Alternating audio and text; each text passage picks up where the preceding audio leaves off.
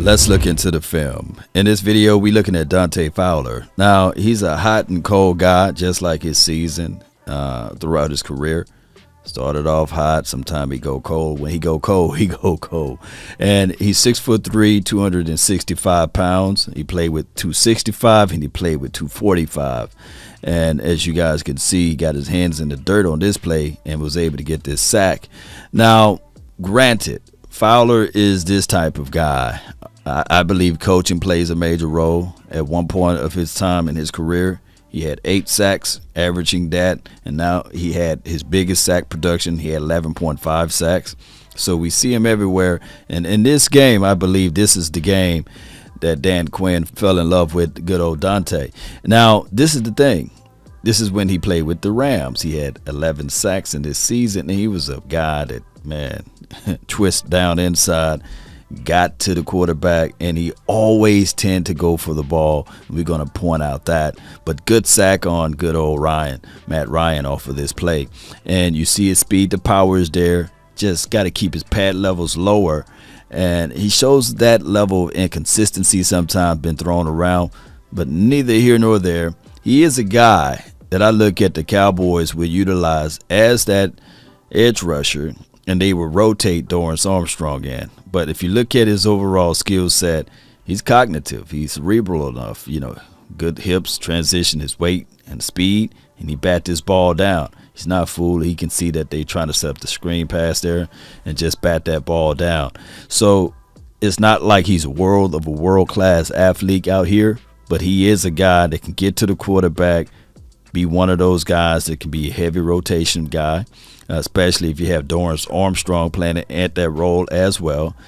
I think that this guy is a good pickup for the Cowboys, believe it or not, because Dan Quinn will be able to utilize this man at his strength. And he comes off of the edge here, and watch how you get that ball up out of there. I like seeing that, always fighting to the ball and getting it out of the hand of the quarterback. Look at there. Get that ball up out of there. Yeah, that's what we want to see. Turnovers, takeaways, that's contagious. And you want a guy that deliver that impact. And I like that part of his skill set. And I do like he can set the edge and stop the run. So I'm looking at all of those things. And he got hitting strength, strong hands. Get to the quarterback. We want to see rip, pull, get upfield, create those type of things. Get up off of him. Get off of his guy and just go to the quarterback. We like seeing that out of Dante. He shows that type of speed to power, and he gives you that relentless approach. And this is a sack.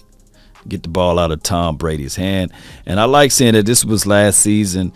Now we're moving right into the 2021 season. He was able to get 4.5 sacks in this particular season. But what we want to see, relentless, we want to see him get off of his guy and pursue to the ball. Get that ball out of the hands of the quarterback, and get the ball back to your offense there. And that's what we're looking for. A guy that plays with relentless tenacity, get to the quarterback at all costs, and slap the ball out of the hand. We like seeing that. Bam, give me that ball, and giving it back to the offense.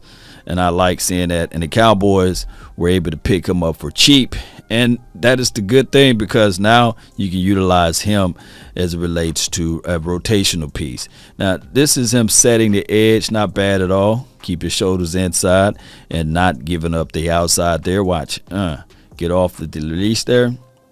Keep your shoulders not all the way there, and bam, keep your shoulders turned enough so that he would not give up that containment on the edge. And speaking of edge, this is him. He can play right or left and getting the ball out of the quarterback hand. Once again, those are things that I'm looking for. And they got called for offensive holding on this play as well. And he fights through the hole to get the ball. Give me that ball. Let it bounce like a basketball. And the guy was holding, and that's what the flag is for. Yeah, right there. But relentless, fight through that, get the ball out of the hand of the quarterback. And that's what we're looking for. A relentless approach. You play right or left, and I like seeing that. By the way, speed rush off the edge, over pursuit, but the momentum knocked him down. That is something that we look forward to off of this defense. Wide nine technique, and he gets off the edge there. Design blitz from the inside and just finish up. We want to see that with this team, and I'm quite sure that Dan Quinn will put his fingerprints all over this. Widen his hips, get off of the tight end to make the tackle there. I like seeing that, Cowboy Nation. Watch. And this is an edge rusher. Follow the tight end in the flat. I'm covering the flat. You see the ball is going to the open receiver there. Pivots off, transition his weight to that guy, make the tackle. That's good. Now, I know, of course, we would like to see an interception there, but that's not his man, right? And he gets off of this guy and get credit for a tackle. I'm looking at all of the small things, and this is him playing at the top here. Get off of his guy. Look, wild arms. And the speed to power is wild, right? It's not consistent enough. He just flapping his arms everywhere. But he did maintain the shoulder dip. You want to keep his arms inside at this point. Keep the arms inside like a frailing like that. That's giving up too much space. But he dips at the right time, and he got long arms. And that's on the scouting report. Those long arms are able to get out and get around and get to the quarterback. But you want to see him dip a little bit. Shoulder dip right there, and he get to the quarterback. This was a fumble, by the way. He got the ball out of the quarterback hand. You may not can see it, but he was credited with a fumble on this play.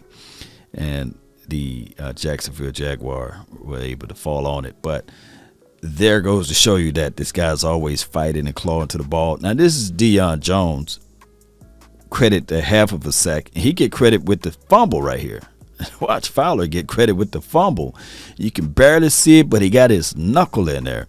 And that's what I'm looking for, even though that's against Randy Dakota Prescott. At least now we got this guy on our side now, right? Give me that ball. You can barely see it, but they credit Fowler with the fumble. And he gets off of his guy and punch it. Yeah, punch it right there. And they give that fumble to him, by the way, according to the stats there. And that's good. That's cool. That let me know that you're fighting toward the ball and you're not afraid. All right, so let's look into this. This is a switcher. Let's pay attention to Dorrance Armstrong and how you can utilize Dorrance Armstrong as well as Dante Fowler. Now, granted, Dorrance Armstrong, he's not a household name in the free agent, of course, and that is some of the things that we get mad at with the front office about. Well, you don't go out there and at least get a proven commodity, right? DA had 5 sacks last season, and he twisted inside and went straight to the quarterback, right? And we know as a rotational situation, that will be good. So that's why I still look at DA as that rotation guy, kicked inside, swim right in, and got that sack right there. And pay attention to this one. This is a situation whereas they use all of these edge guys on this play, and he's still able to get out there. And one guy, of course, 1-3 tech guy. Watch how you got Parsons. Pat Mahomes is wondering about Parsons. You also have DA, and of course this can be Dante, but they blitzing. Can this team create enough pressure with their edge guys and twist inside? And you got my guy DA with the sack right here. So what this means is that you need players that have the ability to transition inside and out. But Dante Fowler can do that, as well as DA can do that, and they both about the same size. Dorrance Armstrong is 6'4", 260, 265-ish, give or take. And these guys been known to twist inside and get upfield. Although we no longer have a Randy Gregory, who is a pure pass rusher, you can still create avenues like this. This can be Dante and as well as Dorrance Armstrong on this play. And Randy Gregory, boy, he wanted to hit him, but DA came to clean up and finish up.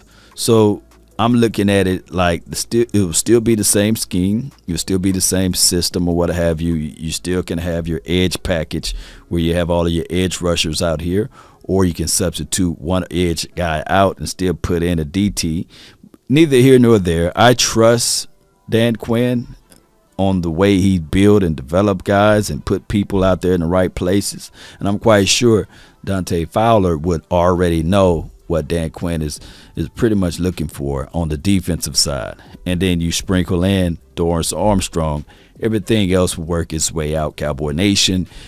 I get it, right? We would like to have more names out there. I've heard storylines of JPP may be a situation that the Cowboys look at, but neither here nor there. I'm looking at Dante Fowler and Dorrance Armstrong, of course, with D-Law, and I believe that the Cowboys will still go out there and draft the edge guy for the 2022 season. Post me your thoughts, post me your concerns. That's been my time. I really thank you all for yours. DC for life. Salute.